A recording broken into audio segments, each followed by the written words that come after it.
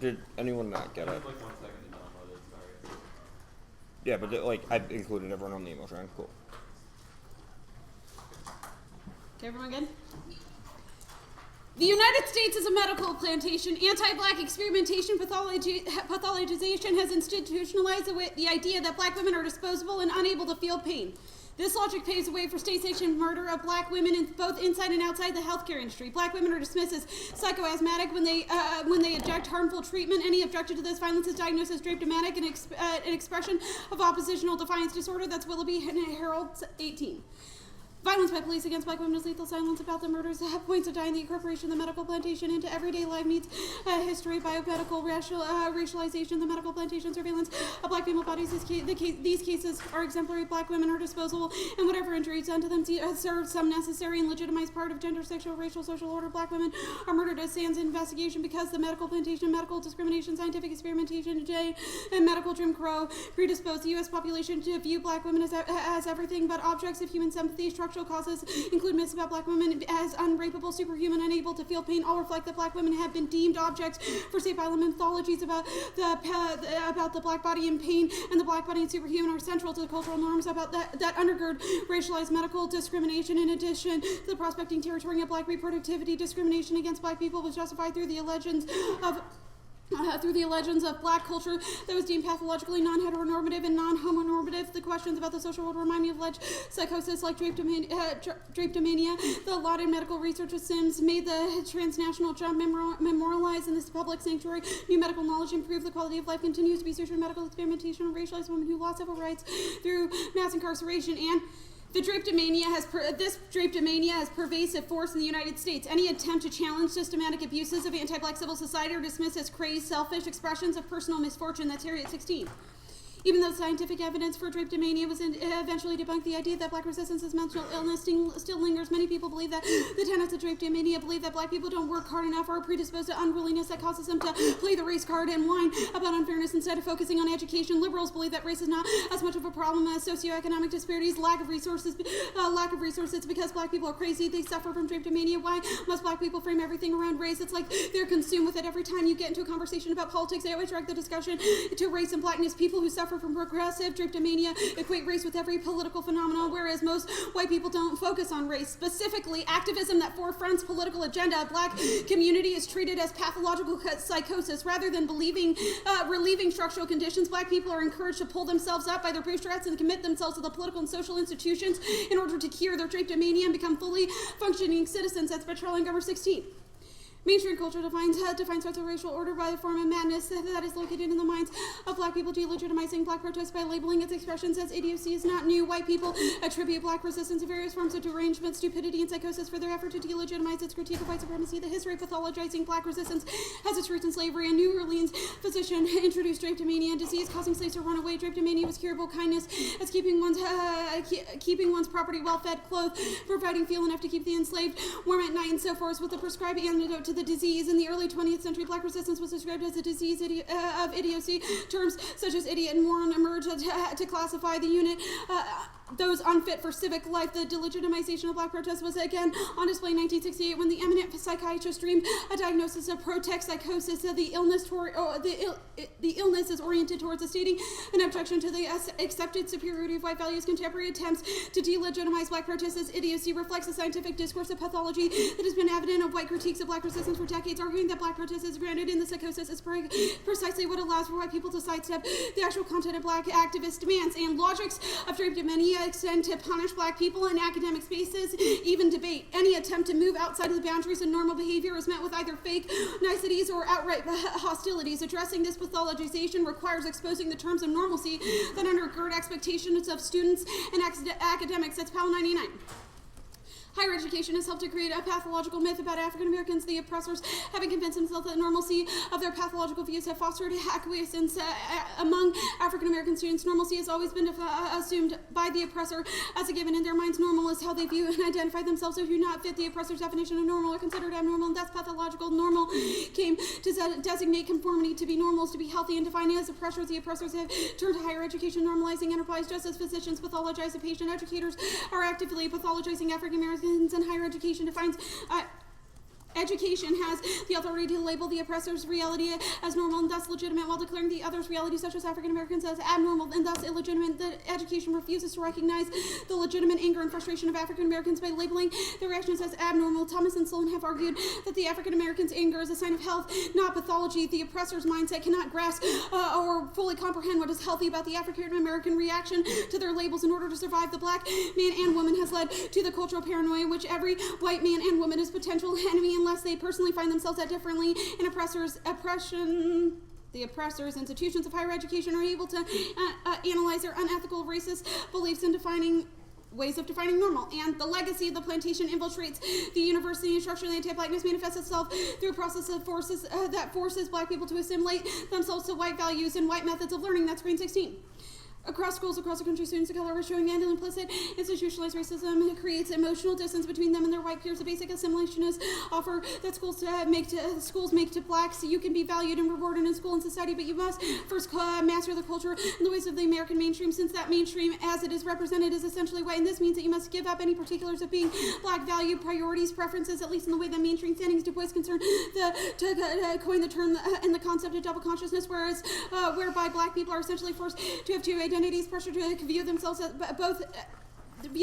they're perceived by their non-black peers. The psychology can create a unique circumstance for black students today. Psychology, some researchers argue, may even lead to mental health problems that go unnoticed, and challenging institutional norms in higher education is a prerequisite to health. That's Skills 15. The concept of a chilly climate within the higher education context has been used to describe the experimental perceptions of women and people of color. It can represent a nice way to say that this is racism, sexism happening here, but you have to tolerate it. A cultural climate can be chilly, yet manageable, sustainable, and slightly uncomfortable. The concept conjures images of the acceptance of certain levels of racism and sexism that in and of itself represents a problematic. It's important to not to acclimate or accept a chilly climate, especially to chill represents racism, sexism, and systematic oppression. The better social justice-oriented approaches to resist, analyze, work, and challenge for improvement, at least the practice in self-defense from that uncomfortable cultural climate. Concepts that addresses the sexist, racist actions of members of marginalized groups perceived within their higher education journeys. The concept oversimplifies deeply troubling, personally harmful effects experiments by some women and people of color in environments that are skillful in the art of maintaining the quo. And vote affirmative to endorse epistemic disobedience and debate Ansler and Fasser 17. Here it is a refusal to play the game in the anticipatory regime in order to enlarge the space for emergence of liberatory alternatives. Its demand of epistemic disobedience is not a skill that can be learned through demonstrating progress or against learning the standardized learning. It requires unlearning what is precisely required for inclusion and success in the system. Epistemic disobedience is a definitive rejection of being told from the epistemic privileges of the 0 point about what we are and what we have to do to be recognized in such, and efforts to confine black politics to conformity with the conventional liberal politics is a part of an agenda for pathologization that must be rejected. That's Hassan Hooker 17. Western normative presuppose universal Western valuing race as an exception to the normative black radical tradition problematizes the idea of Western normativity, conceptualizing race as a constitutive of the episteme of Western normative culture. Political and educational activities by black population have been deemed a contaminant of the legitimization of U.S. democracy. Black protest movements draw attention to the unfinished project decolonization, dehumanization of black lives. A common Western normative critique that black rage is counterproductive and needs to be disciplined. Black politics points to the futility of directing activism towards a regime founded on exclusion and violation of blackness. The poverty of the political imagination inhibited by inclusion within existing structures means the foreclosure of more radical visions by acceptance of the quo and horizon of political possibility. Move beyond the state as a frame for transformative discourse and mobilization, reinvigorating the subversive practices of black culture to cultivate more emancipatory, transformative political imaginary state-centered forms of black political activism. Turn the Western states toward safeguard and rights have been denied. Limitations have been exposed by protest to black movements. Being political black activism creates space to articulate emancipatory forms of activism. You should send out a hard version. Okay.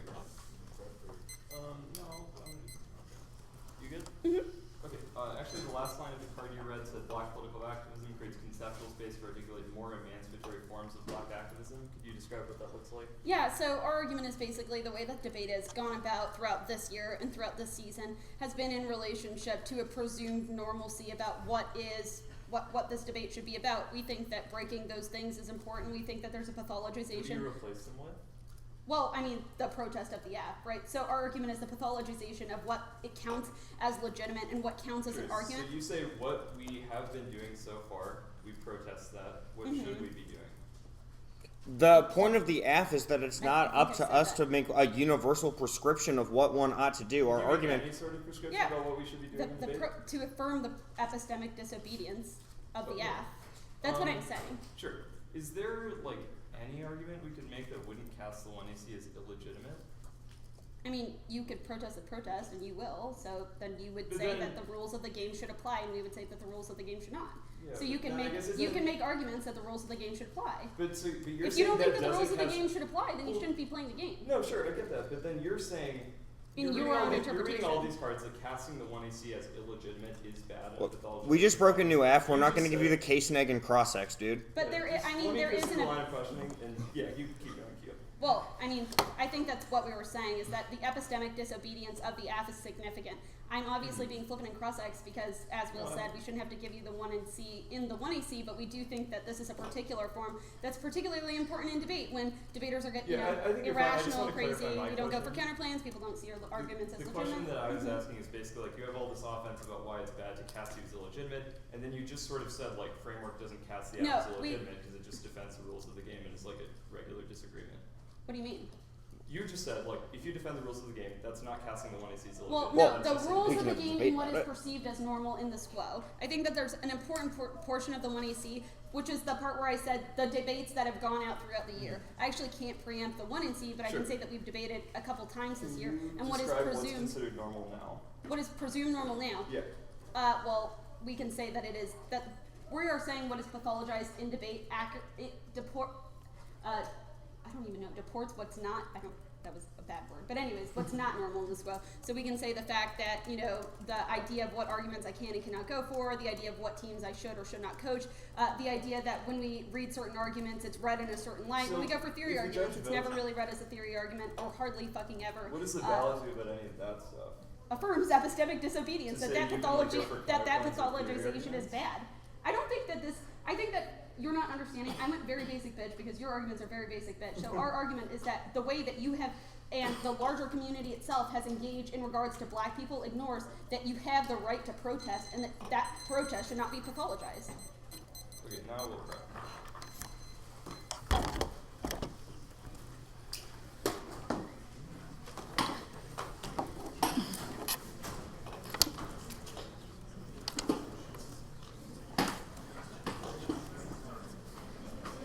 Sorry, I didn't mean to. Sometimes you just gotta get a little sense.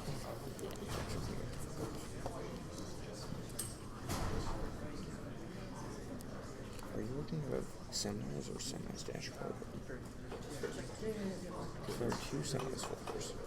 I just want to make sure that I'm saving everything in one that you can find.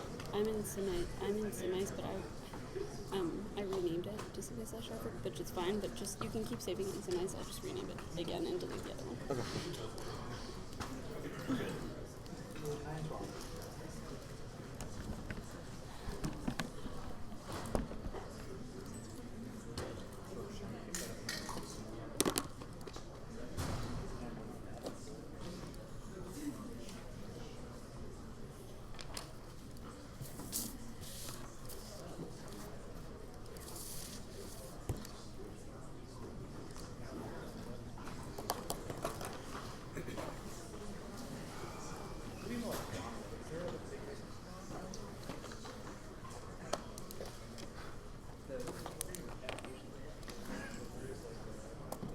Let me get some water. There's some in the back.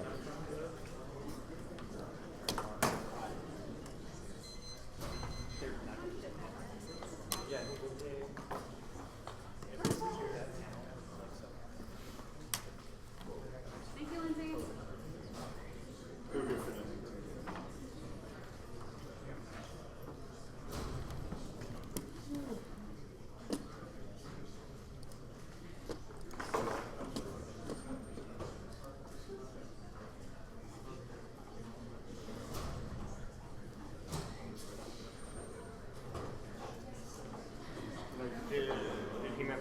You went to go get water, but you should go. Oh, wait, he's right there. You should still go to the bathroom.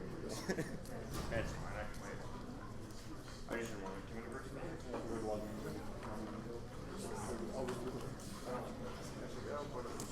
Two, then case. I'm sorry. Two, then case.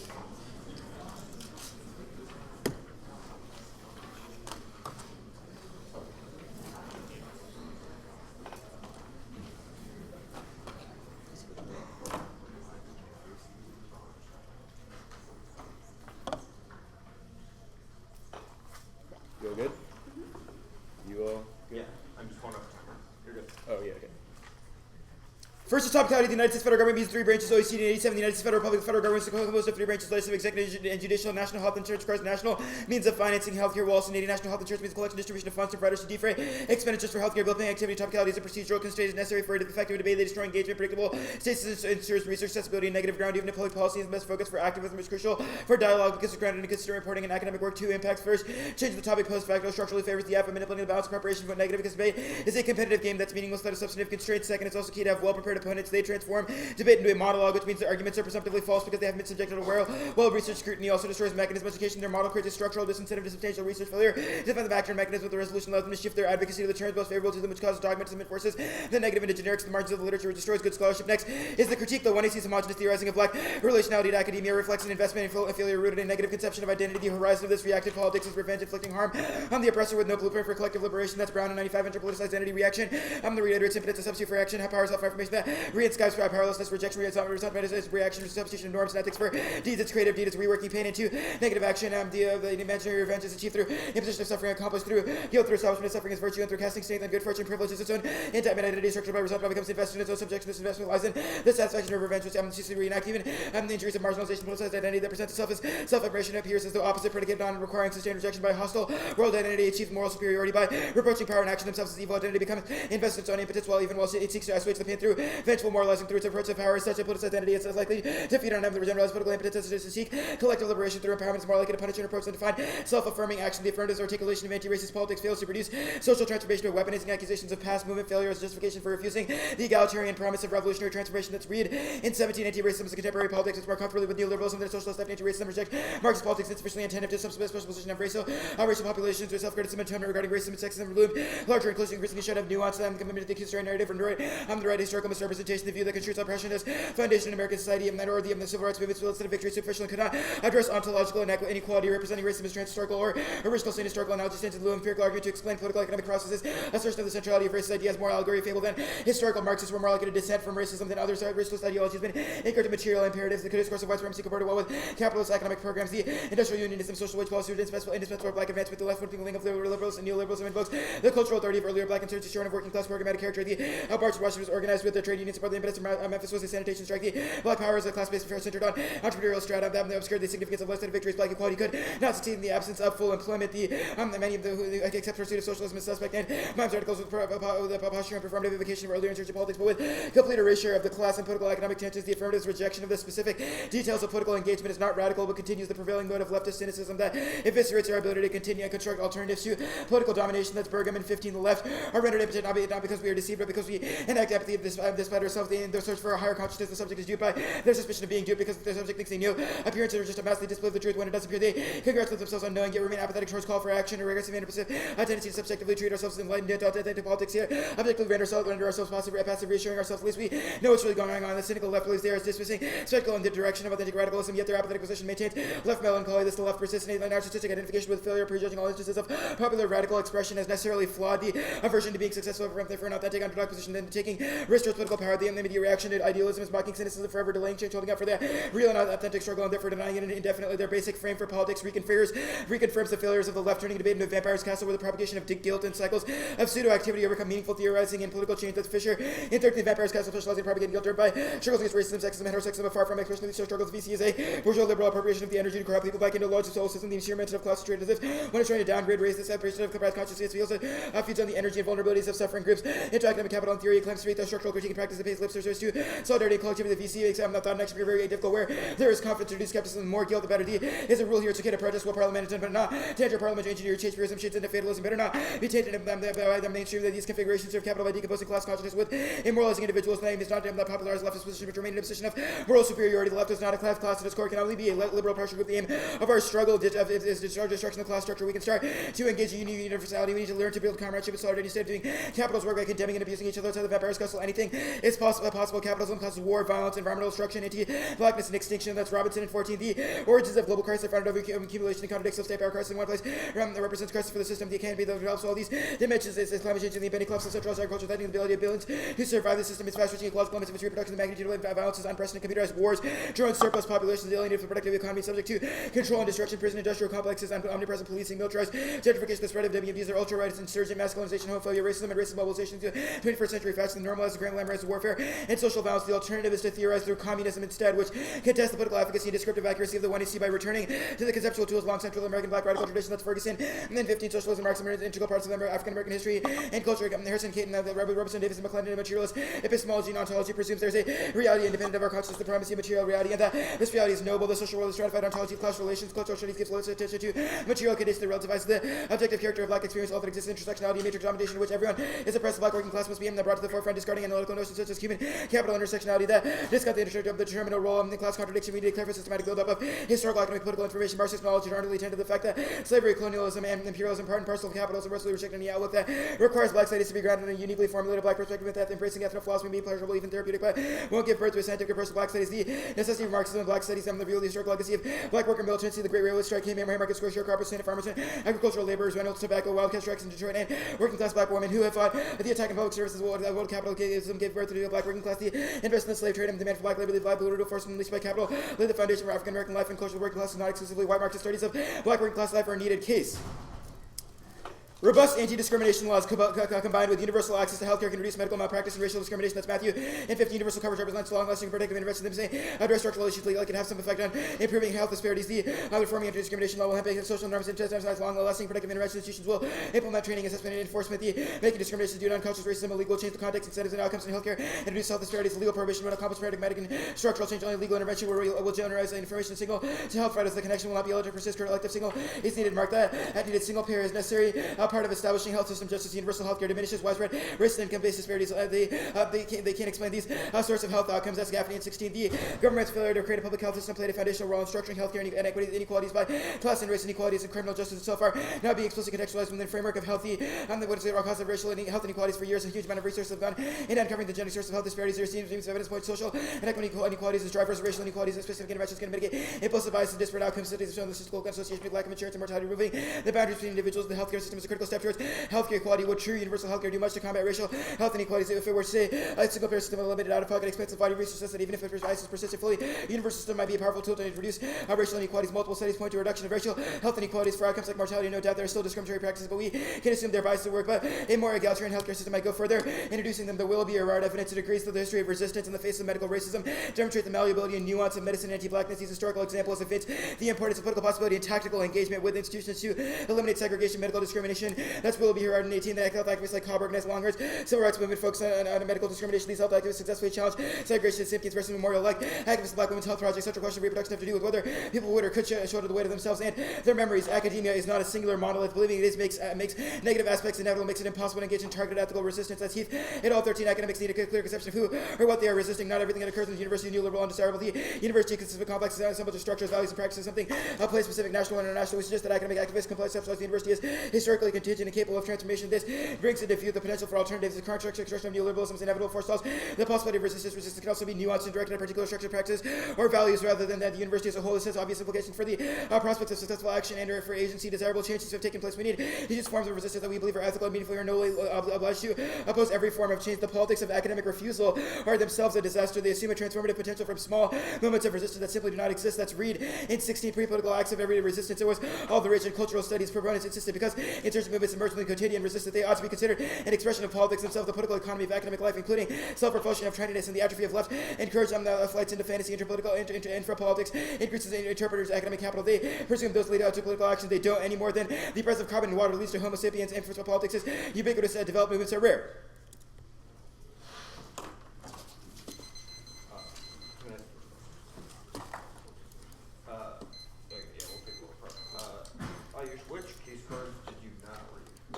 I did not read Krieger, Jones and King, and Washington. So second, third, and fifth. Cool. Was that prep or cross-ex? It's so important. I still have prep going. You're good. Okay, anyways. Sorry, yeah. How much do you all have left? 9:37. 9:39. I'm sorry. What happened? He wanted to ask that question, so I was asking you what question you wanted me to But I ask. thought you wanted me to use prep to ask that question. Okay. Anyways. Let's start with the critique. I guess, what did the 1AC do? 1AC do to homogenize Black experiences, I guess?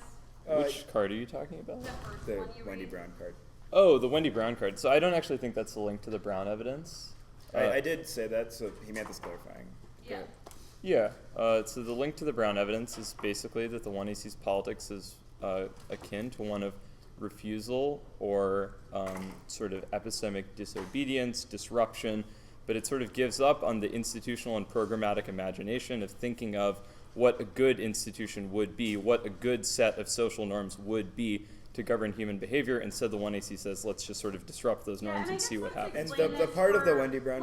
And let's talk about this in the context of the Fisher evidence. So, how does it reconfirm the failures of the left? Or, I guess, what is it like to debate? I don't even know what this example means, but what does it mean to turn debate into Vampire's Castle? Basically, so the Vampire's Castle is actually the control of academia by capitalist vampires. And so the Fisher evidence relationship to the Wendy Brown card is to say that the problem with the left is that they've given up on that sort of practice of institutional imagination in favor of sort of moments of localized spectacular resistance. And there's a part of the Brown card where Wendy Brown talks about reworking our politics into a negative form of action, a kind of imaginary revenge, where we explain what we are disrupting without explaining what we build in the wake of that disruption. And Fisher talks about that as a, like in the example of explaining why Parliament is doing something bad, but refusing to articulate why Parliament is good. So, wait, are you saying that resisting something before we say what comes next is good or bad? We're saying that you should also have a sort of programmatic vision for how society should be organized, and it's very important for the left to think about that. Okay, and who gets to determine like what that vision looks like? We should collectively negotiate it. Okay, collectively negotiate. So, But we have presented what we think that vision should be, and that is oriented towards communism. okay, really quick question. Might sound petty, but what are you doing next year? Me? Yeah. I'm like a student? Yeah. No. Or He-Man? Yeah. Sorry, He-Man. Oh, I don't know yet. I haven't taken a job or anything. Possibility you might work for a hedge fund. That is a possibility. It's one that I'm increasingly leaning against because of what we're saying this year. Yeah, because of the protest that you've made in the Communist Party debate. I guess I'm curious. No, but because of the stuff that I read this year, the classes I've been taking and so on have made me pretty hesitant about that. And so I'm sort of leaning against doing that, trying to find something else to do. It's the end of the year, we won't be able to figure out. But I guess, when do we contextualize what is, or I guess, who do you think in the SWO controls who is normal in debate? And cross-sex evidence, Will's probably, are you thinking about this? Wasn't planning on it. Cool, you're good.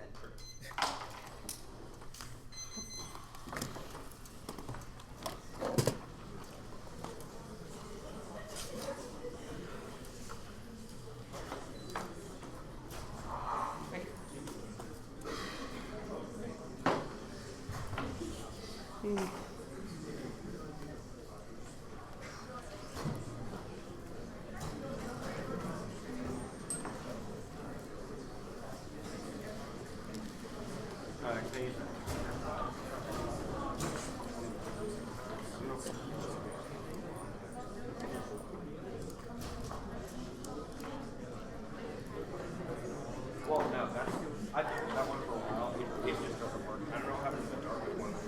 Does someone have an extra timer? Yeah. Cool. Thanks, man. Ours died. I guess the whole panel's over here. The numbers are erased, but 1, 2, 3, 4, 5, 6, 7, 8, 9. Thank you. Thank you.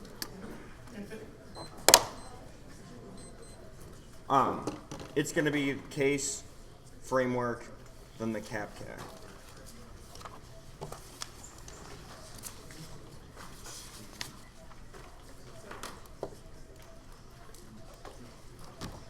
be a short overview on the case.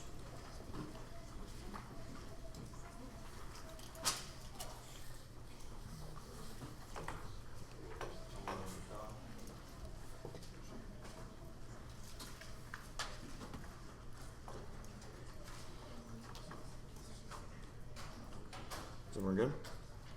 Okay.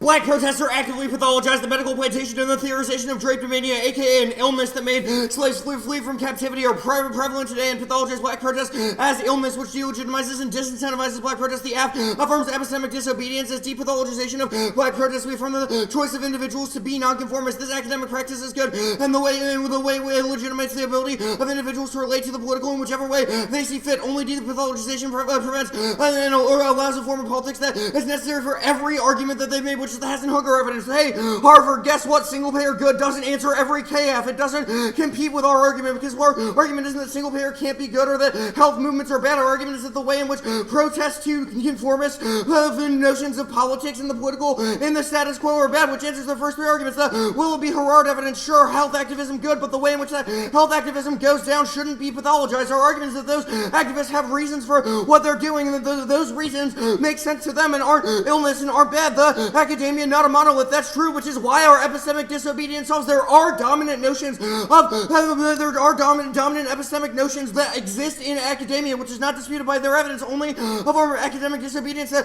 kind of fractures and ruptures the traditional mode and rules and order, etc. is good. The refusal bad argument is not a refusal. We're not saying all people ought to refuse, but those who have reason, those who ought to think they should be able to. Validating individual rejection of conformity is independently good. Cohen 14, Cohen 4 in the space created by deviant discourses and new radical politics. Deviance can emerge where individuals in black communities demonstrate that people will challenge established norms and rules that exist in inherent bias towards the recognition of study politics that is traditionally engagement with foreign political institutions through a focus on deviant practice or witness the power of those at the bottom whose everyday life decisions challenge the basic normative assumptions of society intent on protecting structural and social inequalities under the guise of some normal emerging scholars who think a respectful such behavior instead of the instinctive reaction to rushing to the pathology subjects. The topicality argument, the whole app is an impact turn to framework. They pathologize black protests within academia. The power evidence outlines how that process occurs both inside and outside traditional spaces. The impact is endless race and violence in the medical plantation impacted by the Willoughby Herard evidence. Cross-sex of the 1AC didn't say that defending rules are good, but it says there's a debate to be had. You're just on the wrong side of that. Efforts to silence, control, or limit the content of black women is pathologizing. Parallel 18 pathologizes black women in order controls carries over to present-day stereotypes function. His our voices in the descent by portraying this as aggressive, irrational, refusal to self-censor, and to know how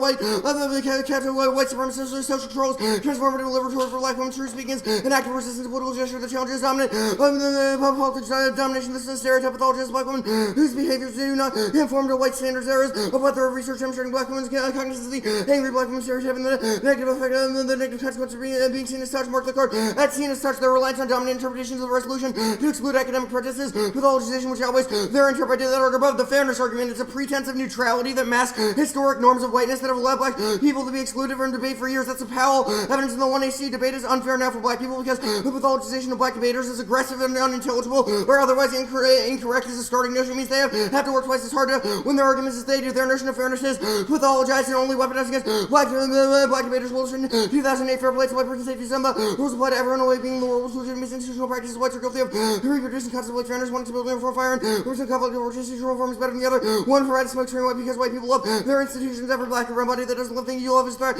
Your fantasy space, your trade, your pleasure. White people are guilty of structuring the base which reproduce them. The institution reproduces America. So the black body is incorporated into our full prevent 13 player. We won't enter in the ranker which shits on our fantasy space. In terms of the debate, future discussion around white entitlement, the truth testing argument, it is pathologization. It criminalizes black debaters by assuming their arguments should be assumed false until they meet the topic of argument are grounded in academic literature intimately tied to NHI. If you choose not to engage, that's your choice, but it's a huge mistake in this debate. Arguments can always be tested. Traditional policy teams with a new plan or new advantage are not criminalized by being told their arguments should be assumed false, etc. The logic of truth testing is rooted in the medical plantation or will be Herard evidence and isolates that requires testing of black women. Unpredictability is good, which answers their limits argument. The overwhelming majority of debates on this topic have either been single payer F versus the econ DA or state's counterpoint, which is beyond stale. We're not saying these debates are always bad, but thinking on our feet and exposing to unfamiliar perspectives is good. Any TVA they have is active pathologization for the Pavlov 16. The argument I'm all for protesting. I just don't think they're doing it the right way. This is an arrogant heart of privilege wanting to make the rules from marginalization. How they should speak to injustice. This is a very limited menu with we have for black community when desiring change for the way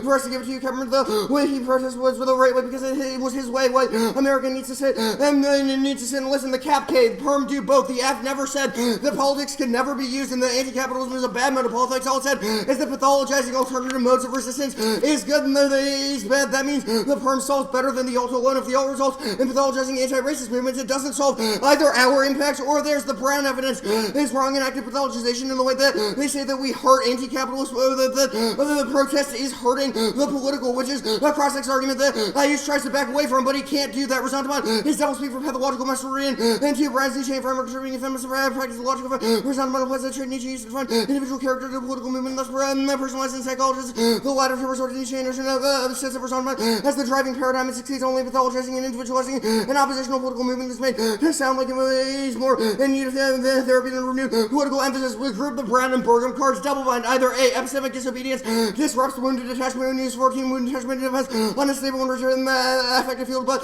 certain affective responses suggest another response to social winning the repetitive attachment. Brown diagnosis the problem playing politics to reject an aspirational universalism, refusal to compulsory mimetic performance thrust upon the minoritarian subject is a performance of affective non-compliance, or B subpoint. If their diagnosis of neurosis is true, then the F is necessary to negotiate an a priori condition of disidentification by 18 imaginary linguistic X produce, and then the X produce embodied identities and fragmented flexible identities in the post-colony. The mother becomes a split mirror where her corporeal blackness is at odds with anti-black whiteness idealized by her speech. These scenes of linguistic disidentification also went to the limits of cultural criticism, racial objectifying terms can be experienced as meaning that it asserts itself without reference to injuries, marginalized structure, disidentification, and role to the production of difference by the imperial narcissism of capitalism, black mother and her child, individual and collective imaginary experience or disenfranchised will therefore be pivotal to any form of symbolic rupture of real change that they come to end to such. The Reed evidence is actively pathologizing black protests, crushes movement solvency, and stifles capitalist movements, which means we link turn the whole F and the alternative stocks to chain 17 as long as the Jackman Center public sphere refuses to seriously engage with identity politics. It will alienate the most vital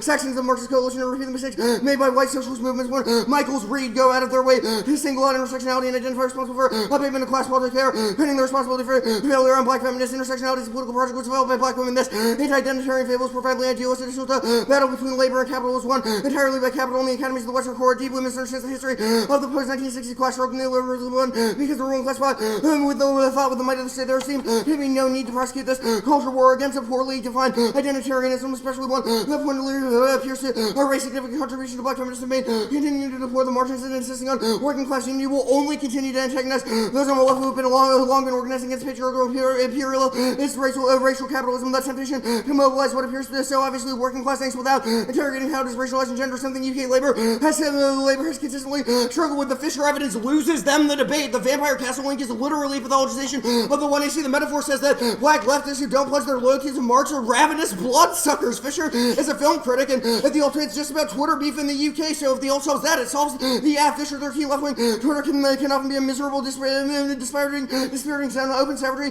Other than these exchanges, depresses super paralyzing feeling of guilt and suspicion hangs over left wing Twitter. Narcissistic left and contaminate our movement. The VC has recourse to dark pathologies and psychological torture. Holds them together as mutual fear, libidinal formation. The depression is no doubt reinforced by anxieties of postgraduate life. Social media means there's little protection from the psychic pathologies propagated by these discourses, which are all lies from their F that actively pathologizes the affirmative. The Ferguson evidence is also pathologizes black resistance. It reduces black studies to ethno philosophy and says that their inability to be good comrades is because of the pleasurable and therapeutic needs to avoid scientific accountability. The F doesn't prescribe a mode of being and embracing epistemic disobedience is key to collapse capitalism. Mignolo and 12 the logic of Western imperial epistemology consists of making an epistemological difference. Blacks are qualified as people outside or behind who need to be brought to the modern person learn to unlearn means the de-link from the illusion of knowledge that is bound to one set of categories engaging in epistemological disobedience. It is necessary to excavate decolonial humanities when means the epistemic disobedience since critiquing the foundations while accepting rules of the game will not go very far means this epistemic disobedience.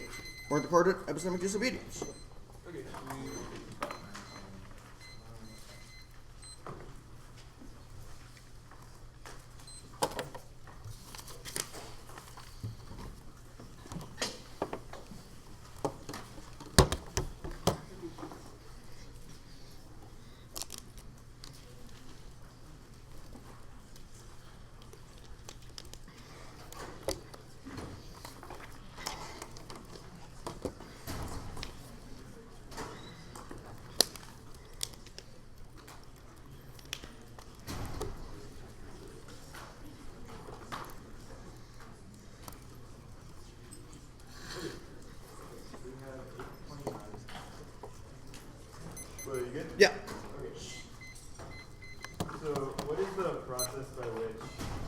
normative or us as a community should depathologize black protest? Epistemic disobedience. What is that? Walk me through how that depathologizes black protest. Sure. The piece of Hess and Hooker evidence and the one right before that in the 1AC say that there are certain dominant epistemological notions that are circulating within academia that actively pathologize blackness, and a refusal to engage in those particular discourses and to break the rules of that form of academia What is rule a did you break? well a few the norm of right that. the norm rule is a norm. So the norm we broke is that we are a refusal to pathologize blackness in terms of black protests, in terms of drapetomania or idiopathology, So etc. a rule of debate is that you have to treat black protests as No. It's a norm in academia. But we think that by selectively enforcing rules, you have actively pathologized the 1AC, which is an independent reason What do you to... mean by selectively enforcing rule? What rule do we not enforce? Well, we think that your enforcement of a topicality requirement is not a neutral kind of gesture towards the 1AC. What? Who are you saying we don't enforce it against? Well, selective might be the wrong word. Our argument is that... We read it against you and Hegna when you read that public drug insurance. Well, I mean- Was that pathologization of you and Hegna? No. Well, no, because the social context of those two things are extraordinarily different. It's not. I hate to say this, but you're being extremely reductionist. It's not just like we break the rule, you break the rule, or what we consider like what's the norm or what's not the norm. Our argument that what gives uniqueness to the argument is throughout the year the way that the discussions around not only black debaters but about black debate itself and the relationship to the topic has been pathologized. The idea of the perception throughout the years of. Last year's NDT champion, what we consider to be legitimate argument. Why does not if I being go out and topical debate, solve that? Well, what do you our mean? argument is that the 1AC is, I guess in broad terms, a form of protest that kind of protests the social What do you mean conditions why the that 1AC pathologize would be- blackness within debate. I'm Yeah. just trying to figure out why the norm that you chose to break is the one that asks you to be There- topical. what do you Because mean? we think that the kind of context of the dominant discussions of the resolution this year is the thing that provides uniqueness to the importance of our discussion. What is the Like The changing idea of speech telling times, etc. people wouldn't. telling activists, for example, that you can engage, that you've decided, for example, to show up to debate. If you decided to show up to debate, you decided to keep the speech times, but you decided to break this rule, then you're a shitty activist and should agree to I'm all not saying norms. you're a shitty activist. Yeah, no, I'm I'm just asking- saying, I'm like, asking if you why can you chose to select break it, this because one. it's what I decided to fucking do, because my name is no, because I can decide which things I think are good and which things I decide I think are fucking bad. And the idea That that is I have your to tell prerogative. five black, yeah, it is my That's the fucking point of the prerogative. 1AC. Yeah, but I'm asking how that solves anything about your arguments regarding pathologization of black folks. Well- Because black people are pathologized in the squo and forced to engage in a particular manner.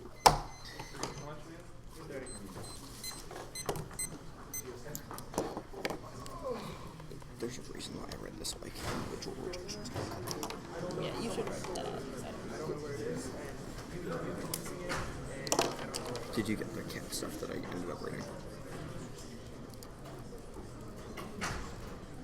Do you know where I stopped on the cat stuff? I didn't get here, or here, but I did everything else. Oh, I had a bunch of one recap, but I can try and write it out. Okay, well, You should probably, because I didn't receive it. Yeah, Okay. You can do it, yeah, fine.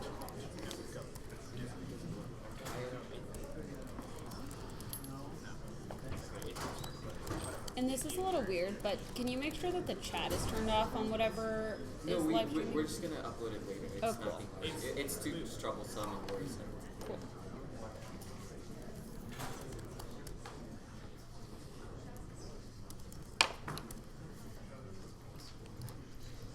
We'll disable comments though when it's uploaded. thank you.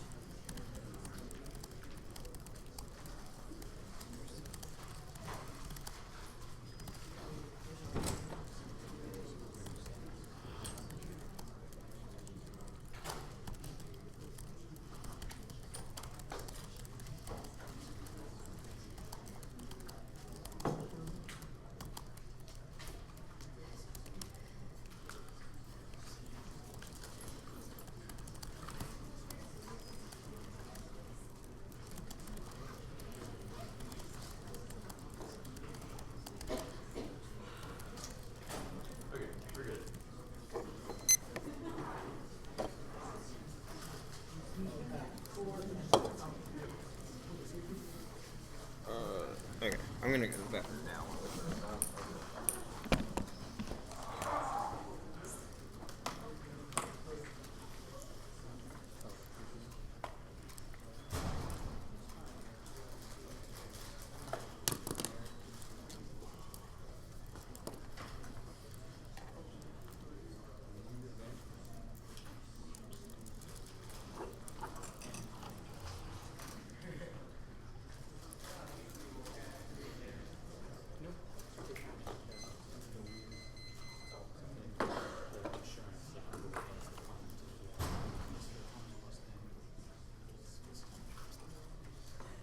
Is Michigan out? Let's see. Right.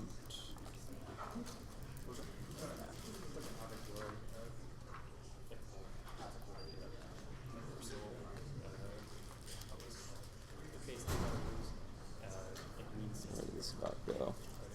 Tennessee cards.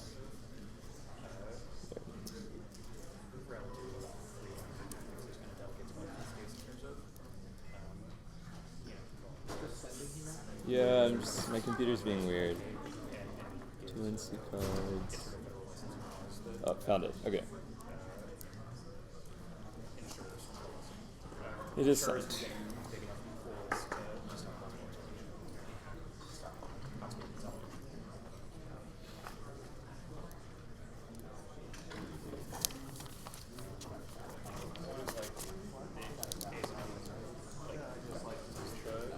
Look at that stamp.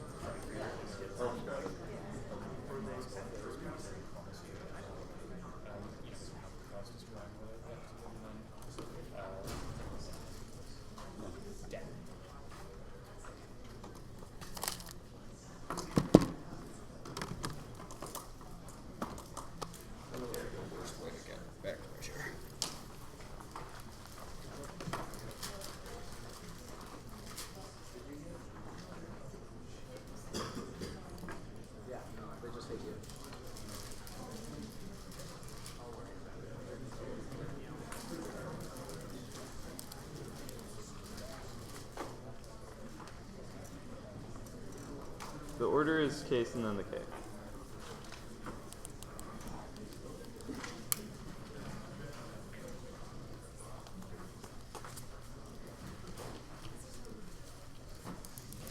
Where'd you put that pink one?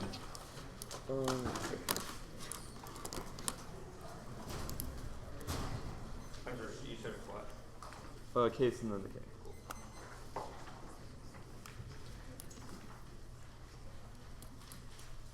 Everyone good? Cool.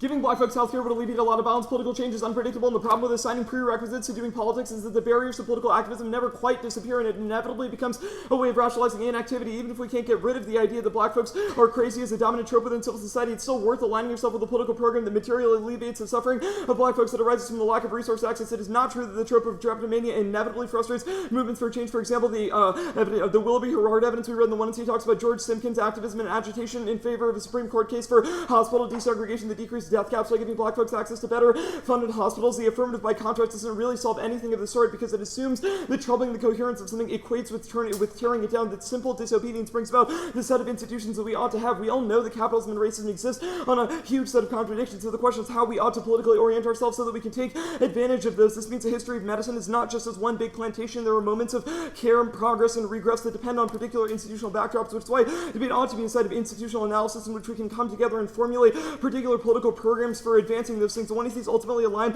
against those commitments in favor of epistemic disruption. Yes, the 1EC could technically allow something like single-payer healthcare, but our Bergam evidence is what you should cross-apply here. It says that this inevitably results in an infinite deferral of politics. We always say, yes, technically it is consistent with what we've said, but we can never recognize those programs as adequate or worth pursuing until we've done the prerequisite. Our point is that the 1EC does not break down the prerequisite. It still remains an operative norm of politics, but that prerequisite becomes an excuse for political inactivity. The critique.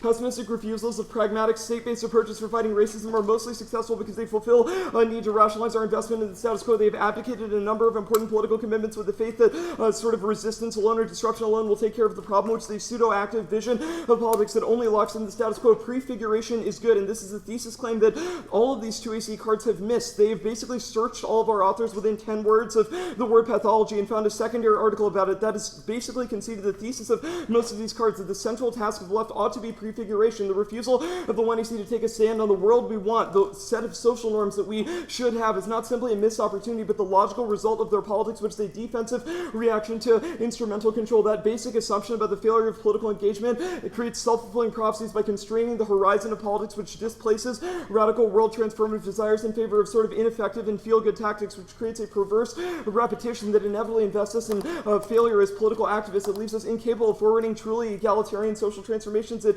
results in an all-or-nothing politics that subjective purity demands, which undermines any contingent or interim measures for improving the world, that locks in capitalism, which is why you ought to center communism as a metric for political change, which involves forwarding political proposals through a lens of axiomatic commitment to equality, that involves prioritizing the creation of certain kinds of subjects and social assemblages that are most capable of fighting racial capitalism. The impact is ecological disaster, perpetual war, and global poverty. All of those are anti-black, but there are also external impacts the 1AC is not attempted to theorize, let alone respond to. Class is the only universalizable political foundation that's adequate to the scale of our impacts. Anything else extends neoliberal social reproduction, creates perverse attachments to the status quo, which violently polices the boundary of identity and diffuses necessary solidarities. It also causes more anti-blackness. It turns respectability politics, which is based on a fundamentally classist vision of civic life among aristocrats, that takes on a racial dimension through the divide and conquer logic of capitalism, which creates investments in particular racial identities in order to fracture the working class and prevent collective proletarian resistance to the private ownership of capital. It also explains the drapetomania diagnosis, which was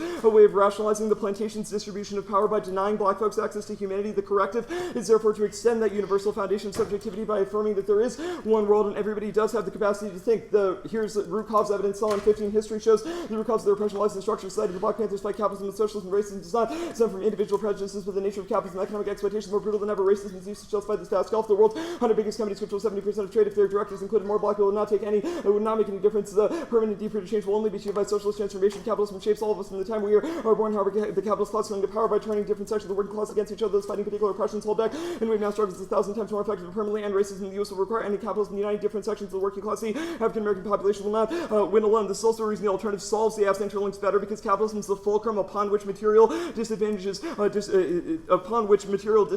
maldistributed throughout society. For example, through over-policing, food deserts, inability to access good educational institutions, and healthcare. The permutation, they shouldn't get one. We win if we disprove any part of the 1AC. Non-topical apps have an elevated responsibility to defend every claim because they're able to choose exactly what they say outside of the resolution where there's no plain text. The whole app is a plain text. The perm is also a nag argument because the alternative includes a sort of analysis of the structures of anti-black civil society and the way that particular tropes are used to demonize black people, but it arrives at a set of contingent political acts that the 1AC has basically given up on.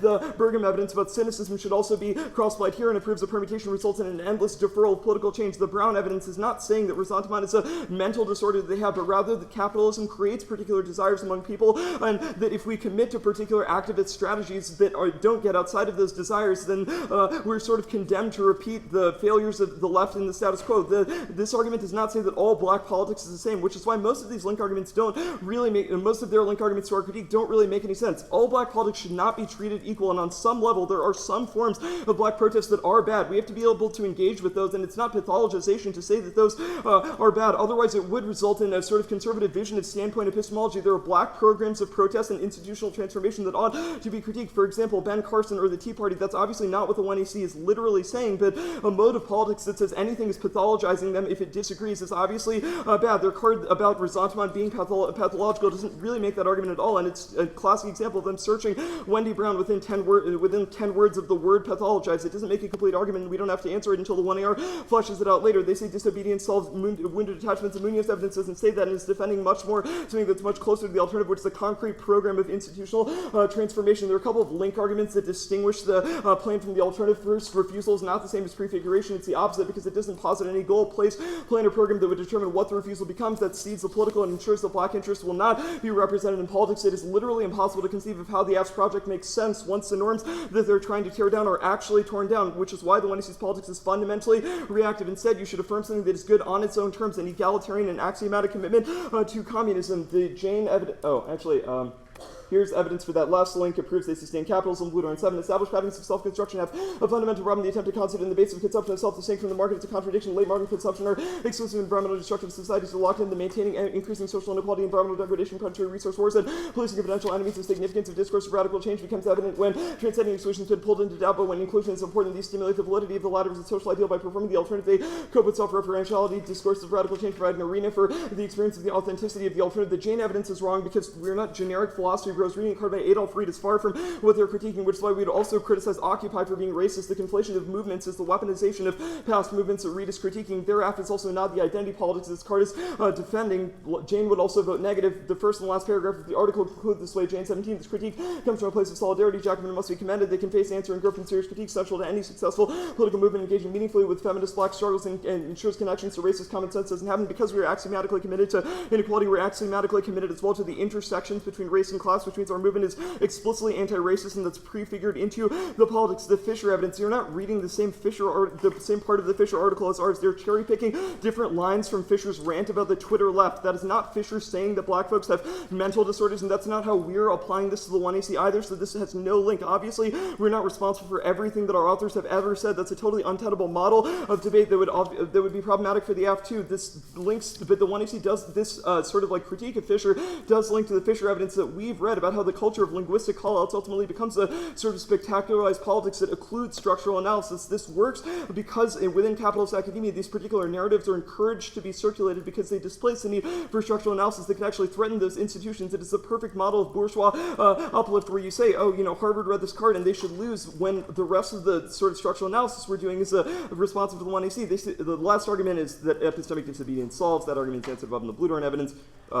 If we go for T, we shouldn't lose for their critiques of these cards. You have to weigh them against the dissads to the 1AC and their vision of debate and the intersection between debate, theory, and politics. Topicality is also just a prior question. We're, of course, forced to disagree with the 1AC, especially when it's a new affirmative. So we should be able to sort of kick out of these arguments and test them as well. Yeah. I want to start on that kind of last line of argument about linguistic politics. Yeah. So if, the judges concluded that your critique of capitalism was correct, but in the Q&R you said the N-word, should you win the debate? Yeah, we have to win that it's not as bad as the N-word. Okay, so I guess how is calling black people blood-sucking vampires a positive engagement? The vampires are the capitalists who control academia. Fisher goes on a weird rant about white Twitter leftists who are critiquing communists. That is not you, and we are not saying you're like your vampire castle analogy that you did forward in the line. The analogy is that academia. The app, right? The analogy is that academia is a vampire castle that the app fails to break down. The idea that if this is pulling the quote-unquote race card, regardless of the fact that you read this in other debates. No, I'm just saying, there's a belittling, and at least a visual belittling of certain arguments that the affirmative has made, and maybe I'm just reading certain judges incorrectly, but I just mean to say that, when is the threshold where you said something violent, and when do we get to determine that you said something violent, or when do you get to re-clarify? To what extent can you re-clarify? We should debate about those things, and we should talk about whether the re-clarification is an accurate description of what we said. You get to say shit in the 1 and C. If we were that was offensive, you get to say, well, first of all, it wasn't offensive, and even if I don't win my apology, I should just still win that T was a procedural. I get to test some racist shit out before I decide what I want to go for, and I shouldn't be. We don't think the Fisher evidence is racist. You're cherry-picking lines that don't apply to the 1AC. Exactly. Well, that's kind of our point. I want to start with the kind of ability to explain drapetomania. This was kind of light in the 2 and C. Is the warrant you gave just profit motive meant people wanted to keep slaves, so they made up excuses when people left? Yeah, it's sort of a way of denying humanity to slaves and therefore denying them a set of political and economic rights. What do you mean by denying humanity? Like personhood, the set of obligations that comes with interacting with another person. Okay. So drapetomania applied to people who fled captivity, etc., or fled captivity. Once that profit is lost, why is it necessary for slave masters to pathologize? Basically, we're saying that the history of racist medical diagnoses of slaves was a technique of capital to But like, maintain if they've ownership. already lost that profit, if the slaves have already escaped captivity, what benefit do white slave masters have in diagnosing and pathologizing it if it's just about profit? Sure, I get that question, which is why you should look at the Cell card we read, which says that capitalism literally creates racist desires among people. Literally create how?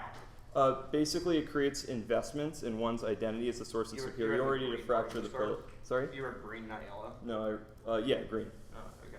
Yeah. Keep going then. But so it creates investments in those sort of fixed identity structures. The matrix of identity upon which capitalism distributes difference is a means of fracturing the working class and proletarian resistance and legitimizing the economic status quo.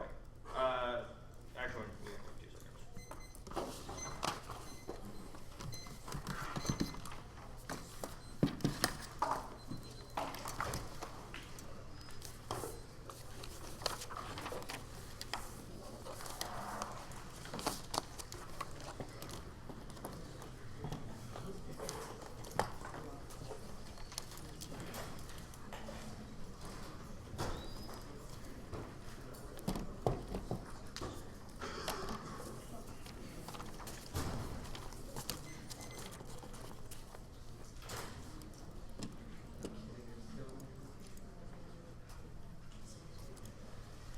So I will be talking about T. Are you reading any card page? No.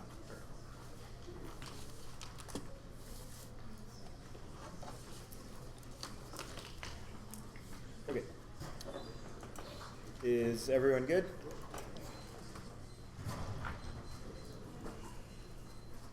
Yeah? Great? Okay. Your decision has to answer 2 questions. First, what is the impact of having no interpretation that limits the topic on debates? And second, what is the role of debate in the first place? Only our impacts are supported by a plausible theory of debate in the first place. It's not good for making us loyal to any particular content, for political organization, or for altering our subjectivity. Debate is just a technique that doesn't commit us to any single system of ethics or activist strategy. It's a process of conceptualizing and engaging arguments that's valuable for 2 reasons. First is competition. If their interpretation can't reconcile with some semblance of balanced competition, you should vote negative, because at fundamental level, debate is a game and games are silly if they don't have boundaries and one side can't win. Change the topic post facto results in a huge offside bias that matters, because the reason we spend so much time preparing for and traveling to debates is because it has intrinsic competitive merits that make it seem worthwhile. Only we have an account of strategy. Competitive merit inevitably matters to people in education and praxis. It's not the end-all be-all, because strategy always asserts itself, even if good debates can happen under alternative visions of the topic. Strategic incentives are inevitable and create general norms that push the F towards obvious truisms, because there's an incentive to revise out anything contestable after you lose to it. It's better to channel those towards an agreed upon stasis point, both to improve the quality of conversation and to help us arrive at an actionable strategies for resisting oppression. Their choice to break a new F in a debate where we're forced to go negative proves that strategy always rears its head. It can't just be about education or community building or any other impact, because their strategic choice obviates all of these other concerns. Second is research. Resolutional debates focus research on specific points of difference, which encourages teams to develop third and fourth line responses to arguments. The strategic process makes debates new and interesting, thus more exciting to judge, and has a significant pedagogical value in training us to think out through the other side arguments and rigorously vet our own positions. Their interpretation explodes limits, which encourages teams to research interesting one-ACs for the affirmative, but absolutist generics in the negative that don't engage the nuances and push us to the margins of the literature base, which turns their education off and makes us worse scholars and academics. They do not have a counter-interpretation. You should not allow a new one in the 1 year, because if it changes the way that we shaped our block strategy, it means they are committed to a totally unlimited topic that has absolutely no boundaries. They can create newness at the beginning of the debate, which strategically benefits them, but results in a stale repetition of the same tactical situations in every 2 hours. It's also a reason non-topical new apps are a voting issue, because the possibilities are totally unbounded. None of our pre-round preparation is useful at all. You should think of T as a critique of their refusal to open their protest strategy to testing that shuts down all politics. Advocates have to make assessments about political trade-offs, come to conclusions about serious solutions to challenging problems, but the entire framing of the 2 ACs that argues disagreement with the F as a form of pathologization makes any disagreements among activists impossible. Think of yourself as people at a meeting for a protest, and if you come to a protest with showing up without any knowledge of what that meeting will be about, how can you come to any sort of conclusion about what kind of protest would be useful? Presume their method fails unless it can be subjected to scrutiny. There's no internal link to weigh the case against topicality. It's obviously you should the F is not the F impact turn topicality argument does not make much sense. You should obviously vote for us if the norms that we have presented are good for debate, and if we presented impacts that outweigh any of the reasons, any of their impact turn arguments. Topicality is not an effort to silence people. You should think of it as a critique of their particular strategy of protest. Disagreement is not exclusion. Thinking of debate in this way is incredibly violent, because it means that every decision you render is a form of exclusion of people. Every time you disagree with somebody else's argument, you are excluding them or negating them as an individual, which is a totally untenable form of debate. It makes it impossible for us to have any kind of engagement in is that it's impacted in. The overview procedural fairness should be preserved. It's the only impact your ballot can solve. It's really weird to use debate to correct structural unfairness. It makes debate a really violent activity because your ballot becomes exclusively a referendum on people's social location. Who is more privileged demonstrates their model really pushes a totally incoherent model of political decision making. The Wilderson evidence is wrong about procedural fairness of game playing. It's not rooted in whiteness, and that's uniquely true for debate. It's not an attempt to preserve structurally unfair society, but you also because you cannot resolve that with your ballots. You should aim for a procedurally balanced playing field. Their vision of debate puts everyone on a privilege matrix and devolves into vote for the less privileged person. That forces messed up decisions about who is more or less oppressed that you should not participate in. And if that's the model of decision making, then you'd have to make assessments about whether about how Hemant and I are treated as Indian and Asian debaters, called out as shifty and disingenuous, or called as the model minorities. That is perception that we have to comment. It's valid to try to weigh those implicit biases because it necessarily involves deprioritizing a kind of racism against someone else's kind of racism. Wins don't really matter or accomplish anything meaningful. Redistributing wins towards KU won't do anything to remedy structural unfairness, but it will actively evacuate any potential for radical anti-capitalist organization in this space or any kind of movement building within this forum. Truth-testing argument, it's not pathologization. Debate is a competitive game, and there is a need to be skeptical of your opponent's arguments. Otherwise, any disagreement is impossible. If you come to the table just accepting your opponent's arguments as presumptively true, then it's impossible to come to any conclusion that builds third and fourth line research or third and fourth line argumentation on a particular question. Topicality is not inevitably pathologization. They can't explain why we'd read topicality against like the employer mandate act or the public drug insurance act, which are not pathologizing those affirmatives. We're just saying they're not part of the limited vision of the topic. It also demonstrates topicality is a process of negotiation where you can read different interpretations, but that means that we both sides have a seat at the table and have a process of determining what kind of topic is best for the debate, but they have not read a counter-interp, and so I'm not sure what offense they could go for on that question. Now, the topical version of the F, if we win it, it means the F is an offense against T. It's not a violent attempt to exclude or an instantiation of anti-blackness because the exclusions our limited topic creates don't foreclose radical thought. We don't have to win that they solve perfectly, just demonstrate that parts of the 1EC could be solved, and it's a vision for year of debate with arguments that solve different aspects of the case to varying degrees, and imperfections are just negative ground. There are many strategies that black folks can utilize to pursue epistemic disobedience that challenges the norms of the status quo. The 1AC has presented that one of the norms of the status quo is pathologizing black protest through drapetomania. Their evidence demonstrates that race-based disparities in healthcare are a norm that emerge from things like privatized healthcare systems or violent legal structures that encourage doctors to behave in a racist manner towards their patients. A topical version of the app that guarantees healthcare for black folks delivered by black doctors that would disrupt that norm powerfully. They can institute legal changes that force doctors into particular interactions with patients that can challenge the way that these disparate impacts exist now. When the app would answer DAs and critiques and make framing arguments about the importance of epistemic disobedience and challenging the norms of status quo healthcare. Debates are not still if we keep talking about single payer. We had a great debate against KU in the prelims where we had an in-depth discussion about the mechanism of reimbursements for particular services, and it was a new and interesting debate. T is key to unfamiliar perspective. Otherwise, it is impossible for us to disagree. We'll have interesting 1ACs and 1ACs, but no interesting rebuttals as well. And TPVA is not pathologizing the affirmative, just an alternative way to engage and protest.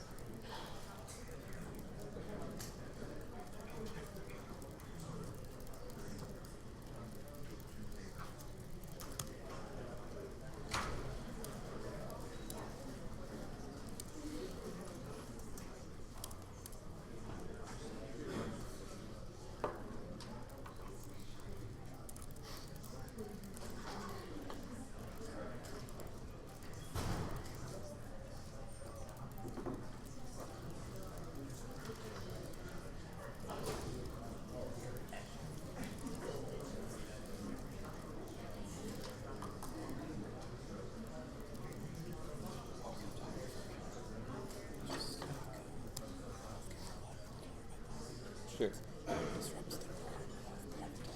Okay, yeah, that makes sense. Sure.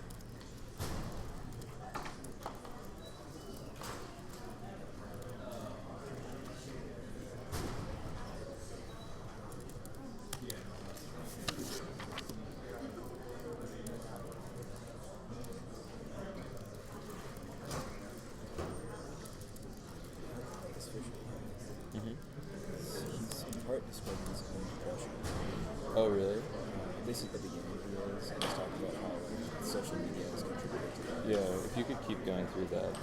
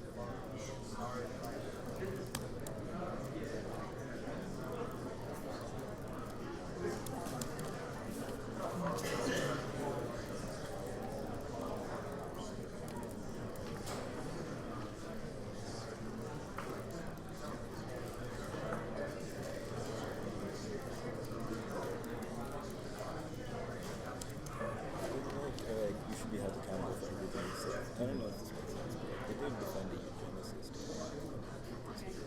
No, it doesn't. But I mean, Q or Blackness, you can just talk about it. There's option for two.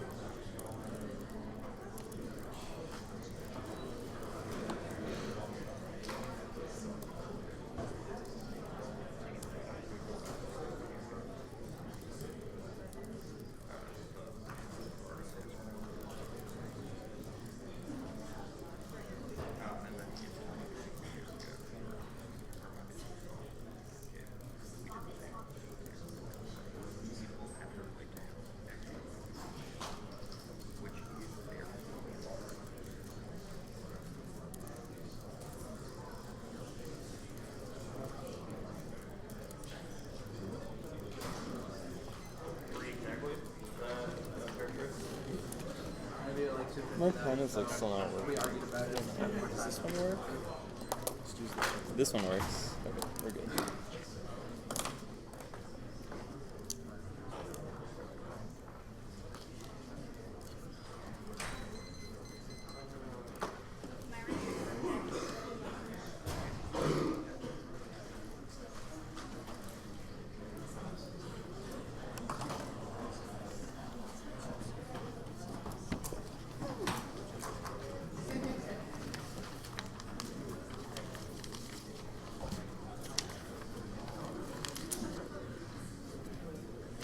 Yeah, it'll be KST and then.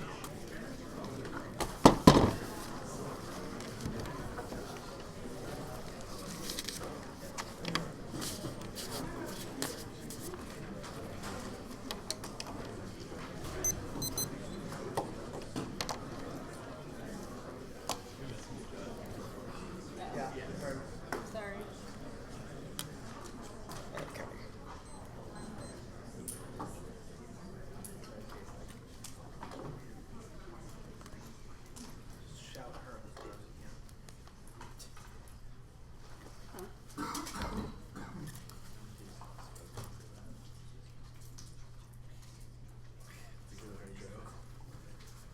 can't believe I have this in my deck. What is that? A card that I got. Oh, nice. I like stuck it.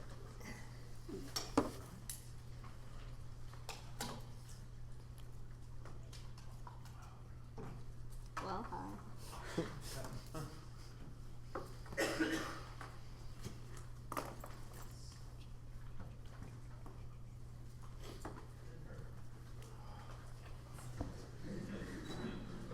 Chip is losing his fucking mind right now. He's really, really, really freaking out. Before the debate, we were like, can you yes. It's like, that means you walk away. It's like, Herm, where are you?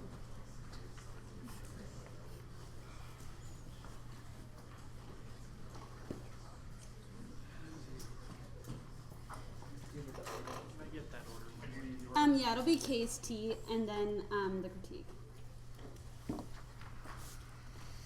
Oh, I wish. 9 minutes. Yikes. Good catch. Okay.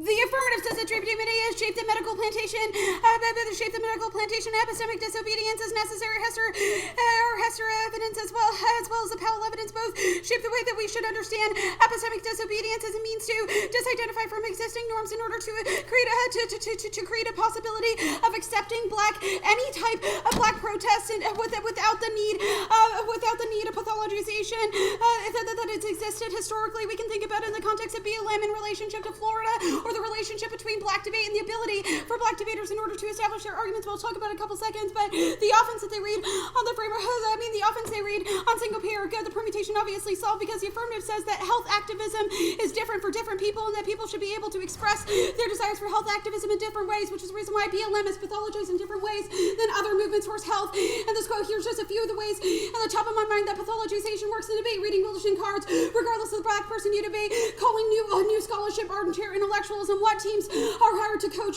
which arguments, what arguments were expected to go for, the nature of round robins, the idea of debate decorum. When Jaleesa and I read an app about twerking, it was called people called it Afro-pessimism, white debaters telling black people that they're being too loud. The amount of people who come up to me and claim that my reasonability in contrast to other black people at the tournament thinking I'll agree with them, the conversations that went around about each Rutgers team that's ever existed, what is considered legitimate in debate, what is breaking their game. To be quite honest, the idea that I have to sit here now in front of white men on the panel and likely thinking, this is so reductionist, I hate this, wonder if Turner is buying it, knowing Fafilski might not be a fan of this argument, who's going to find our argument reductionist without listening to me, etc. Hell, I got the Copeland, but I can only imagine what white people in the room are thinking. Wow, this argument is so unnuanced and basic. Wow, Harvard is going to cramp them. All of our arguments about what debate are, the idea of debate being pathologizing, the idea of, is it possible that we read this argument to point out how reductionist He-Man's arguments are in every 2 and C and 2 and R against black people? Quite possibly. We can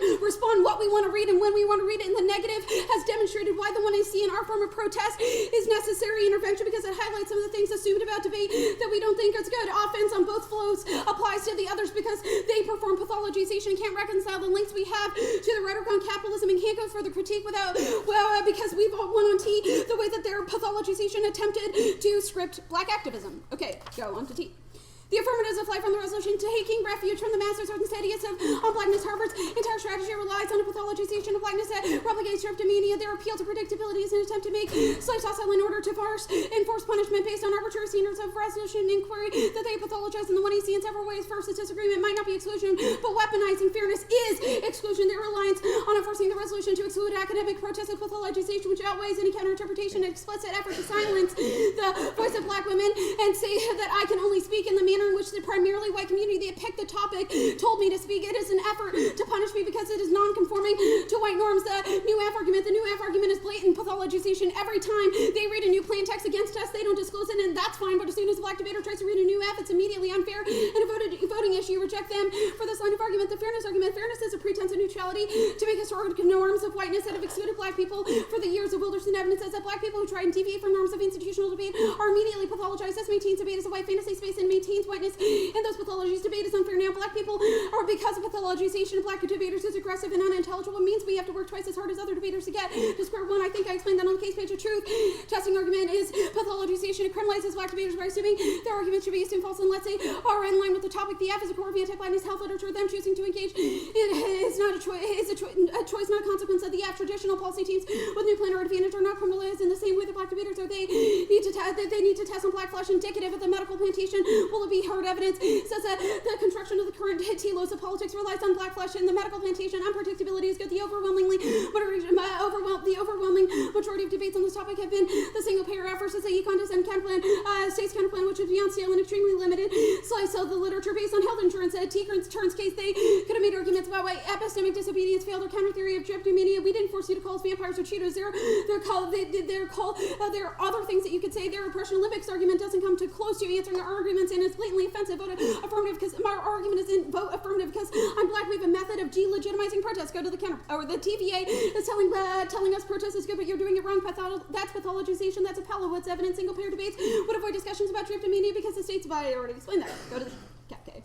Affirmed to both. The Afghan prescribed a mode of politics and said nobody could engage in politics or that nobody should engage in anti-capitalist movements. All it said was that pathologizing alternative modes of resistance is bad. That means that the permutation solves better than the ultimate and the chain evidence. Says that the Jacobin style left, aka the negative, pathologizes identity politics as being irrational. This dooms. The alternative alone means that norms of inclusion is necessary. They demotivate activists who are engaged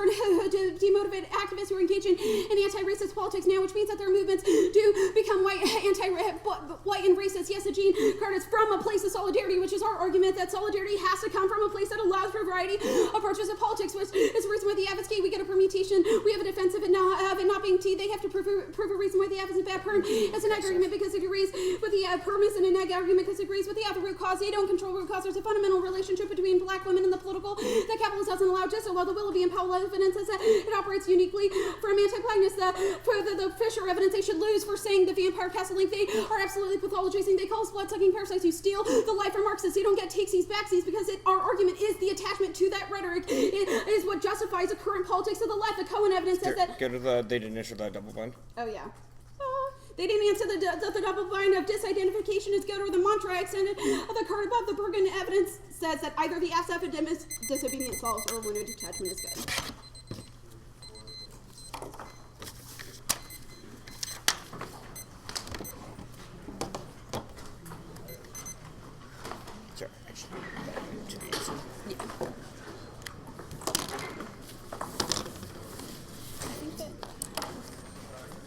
The only reason I took some of this is because I just don't think this debate was actually specified and say these effective things happening that are pathologized into breakers. What's things done? I'm not mad about it. What do you disagree? Well, I think it was a little harsh because I think we have contextual examples of what they've done in this debate that I think is more persuasive than things that are being done at large. Yeah, I agree with that too. Nothing I thought was. Following that big, he's kind of Yeah. I know. Which, like I said, I'm mad about it. I think we're still in a good spot. But I can see, and I actually think this might be coming for camp, which is good. Because it's just like anti-racist politics are good. We need to push on those politics, which is like, yeah, sure. But if your argument, I think they fundamentally just don't know think.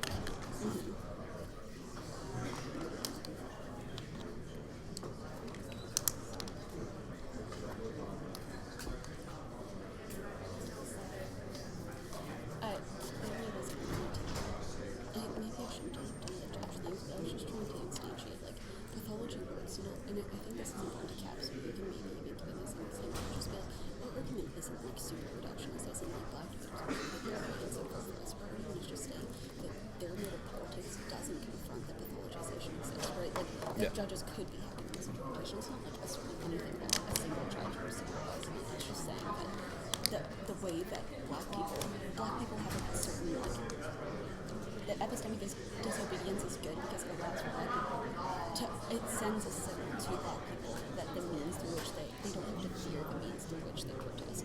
Yeah. Fear being pathologized through the means through which they protest. Does that make sense? Yes. That makes sense. Because I think you should clarify, obviously our argument isn't as reductionist as black debaters apologize for us. It's speaking about. We've offered a methodology in this debate to around the relationship between the way that debaters are pathologized and the telos of our politics. Yeah, we're just giving a foreign content distinction. The content of our app is important because drapetomania and pathologization of activists is happening elsewhere. We should affirm epistemic disobedience in line with those activists. How about I take just my thought on that, and you can read it or not read it? Okay, that sounds good.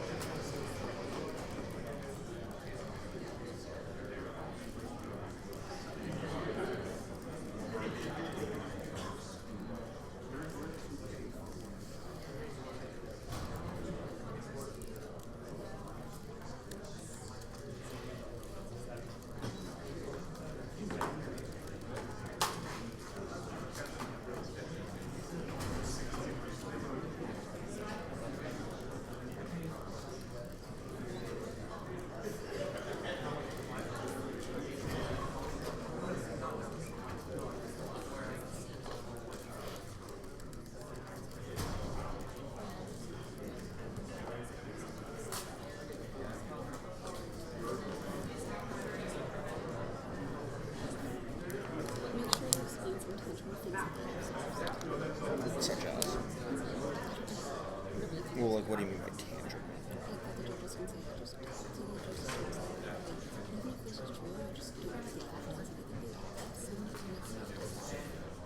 And speak to that kind of, like, that kind of decision.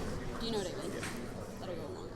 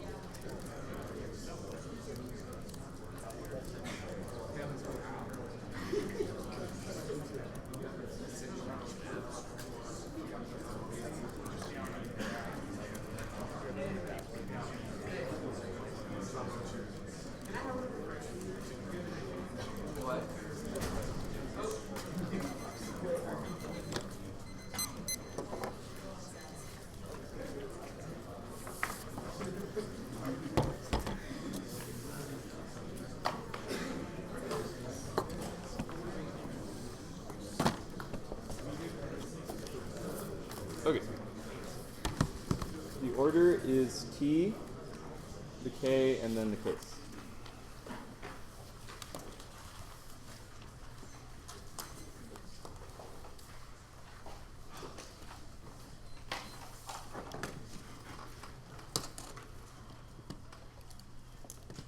Okay, is everyone good? Cool. Topicality is a good norm to preserve because it maintains disagreement, which is important for strategizing against both anti-blackness and capital and for maintaining the competitive value of debate. The app has endorsed a model of debate with no limits, with no counter-interpretation, where teams can just say whatever they want in the 1AC, disrupt debate however they want, but are never compelled to stake out a risky position on how the world should be different. There are two impacts to that. First, research infinite new apps stretch the neck too thin and leave us with no role in the debate, channeling competitive incentives into third and fourth line testing of strategies for making the world better, refines our scholarship as activists, and trains us to understand the institutional backdrop of our society so that we can either combat or improve it. Whatever your orientation is towards institutional politics, it helps to know those details, and that knowledge is an intrinsic good. The 1AC basically gives up on debate's potential as a research community that's mobilized in favor of progressive institutional transformations. Constraining yourself within a limited topic takes on some risk of being wrong, but we can use that to cultivate a better understanding of the world, no matter what activist strategy you choose for yourself. All of our single-payer good arguments are offense for this. It's not a panacea, but it would meaningfully improve the lives of millions of black people. That is a larger internal link to the psychic suffering impacts in the 1AC.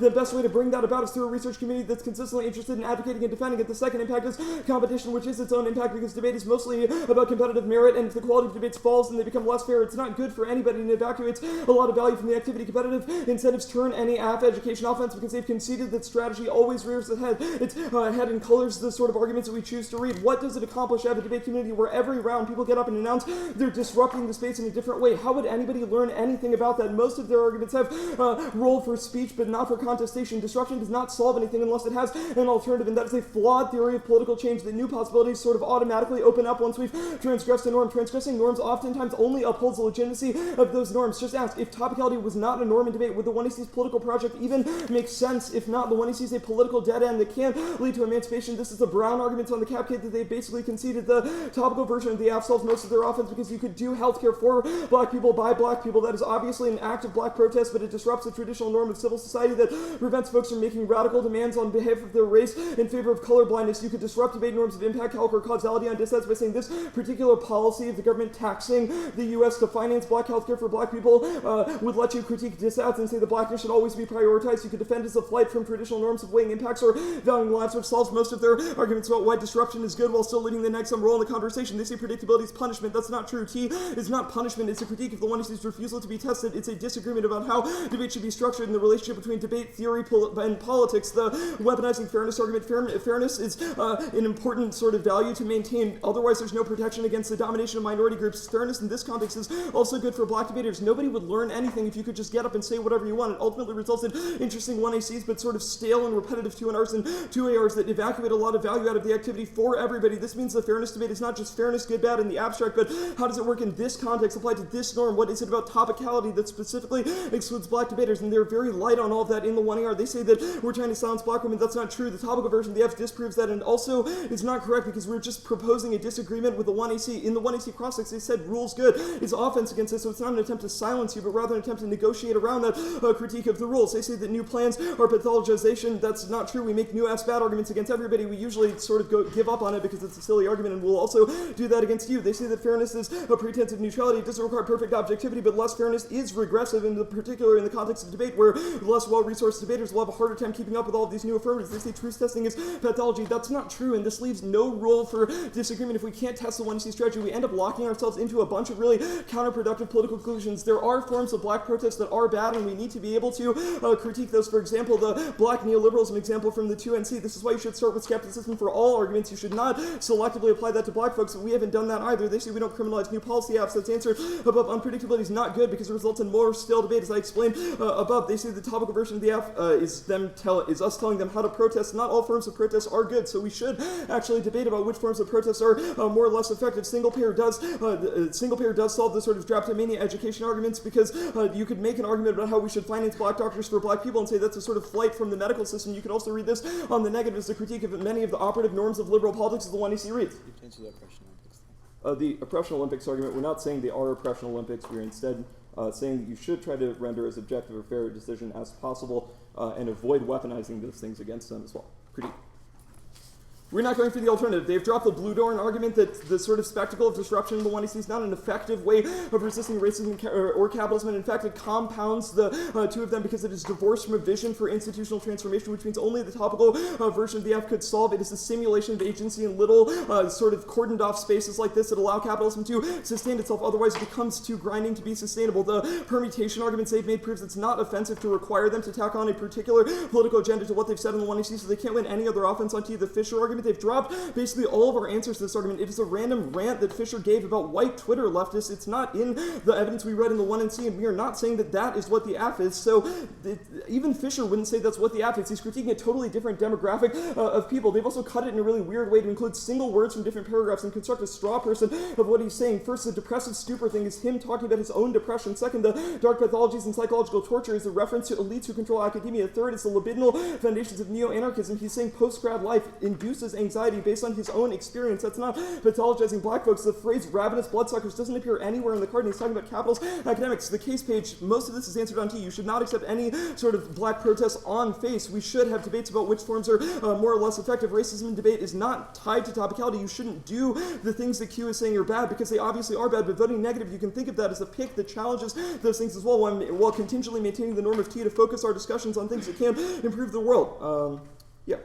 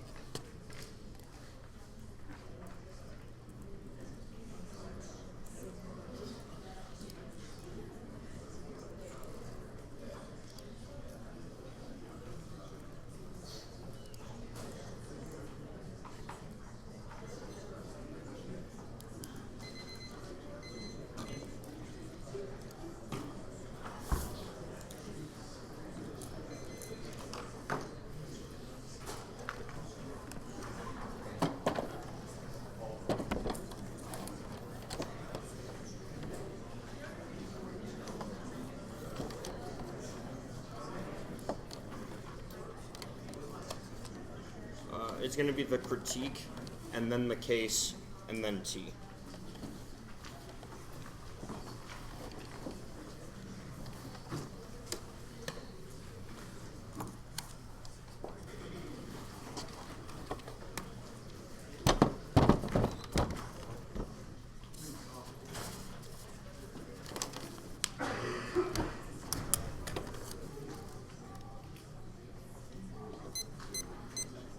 Is everyone good?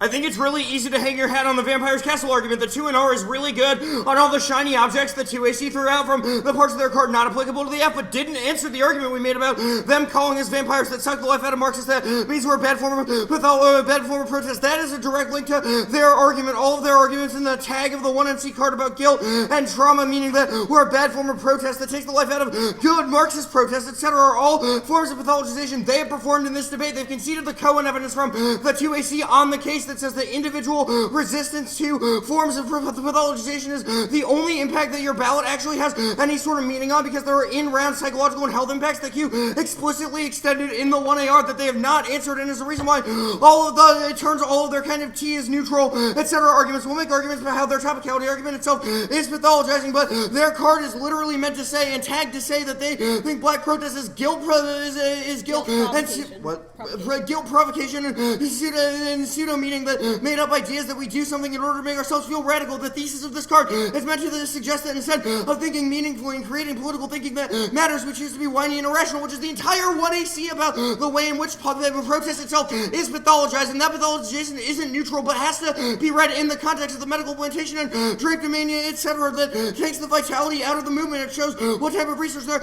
model is directed to. I'll answer their kind of T-args that they made on the K before I go to the case. The blue horn argument is answered by the Cohen evidence, which I extended above, but it also, it's just wrong. I've read this card 1,000 times, and it's so dense and nonsense, I don't understand it. The Jane evidence is much better, that solidarity has to be informed through individual forms of identity politics that rely on common goals, but differentiating ground, which is what the F does in the entirety of the permutation that they conceded. This also is a link turn to all of their single-player good and activism good arguments, because their only rejection of pathology leads to successful movements, which was a dropped argument, and the terminal impact to T they went for is that we become better single-player advocates, so only we solve the case. They're super light here in the Q1R, so I don't have to do a whole lot. Black protests are actively pathologized. They made medical plantation and theorization of drapetomania, aka an illness that made slaves flee for the flea captivity, are prevalent today, and pathologized protest is illness. The affirmative affirms epistemic disobedience, which is a form of depathologization of protest. This is effective. We've read several pieces of evidence, but most importantly, the Hess and Hooker card, and the one that comes right after the advocacy statement in the 1AC that says that epistemic disobedience is a way to rupture norms that exist in debate. Their argument about racism in debate not being tied to topicality is wrong. We have made a huge uniqueness argument to fairness for like 2 minutes of the 1AR that they flippantly disregard as being unrelated. Our argument is that fairness is not neutral in the way that you constitute it. It can't be neatly divided into procedural and structural, but the way in which those two kind of interact in the confines of a single debate always is weaponized against black debaters, because they're pathologized as being aggressive or not knowing about the topic, etc., which is all the litany of examples Q gave that I don't have to go through. They're obviously related to T because the terminal impact they're going for is fairness, but they have not won a uniqueness argument about fairness of a debate being fair. Now, go to topicality. It is a form of pathologization. The F is a flight from the resolution, taking refuge from the master that are insidious on blackness. Harvard's entire strategy relies on pathologizing blackness that replicates drapetomania, but their appeal to predictability, etc., is an attempt to make slaves docile and enforce punishment based on arbitrary standards, which is the whole 1AC evidence about the way that drapetomania is applied in academia now, which I think is the Powell card, but I'm not totally sure. The research argument, truth testing, is a form of pathology. It is a form of pathology. It criminalizes black debaters. The whole thesis of their argument is just like, if we weren't prepared to debate it because we're bad at research, then you should presume the F is false. But that's obviously wrong, and a form of criminality that doesn't get extended into other T debates. The argument that we're good at research because we cut a pick is obviously true and proves our model of research is probably better. The single payer good stuff. I've internal link turned on the Capitalism K. They say that the strategy focus colors all arguments, but our argument is that that strategy focus can't be divorced from its general context. That talked about on the case and how that implicates the way in which strategies happen. The F and having debates about epistemic disobedience are possible. They can criticize the methodology of epistemic disobedience. We were having a pretty okay Capke debate with the kind of blue horn links, etc., about the Bergam link of endless refusal, but they didn't go for that argument, so I don't think that I have to answer it in this speech. They said that the F is a dead-end politics. We're not just topicality bad. The F would obviously have meaning absent a norm requirement, because our argument is about the way in which scholarship surrounding NHI exists as a form of pathology that is based in a medical implementation. The Willoughby Herard evidence is super new, super good, and really impactful here. That means we're not just topicality bad. The single-payer TVA, they've dropped a form content distinction. The Pavlovitz evidence says that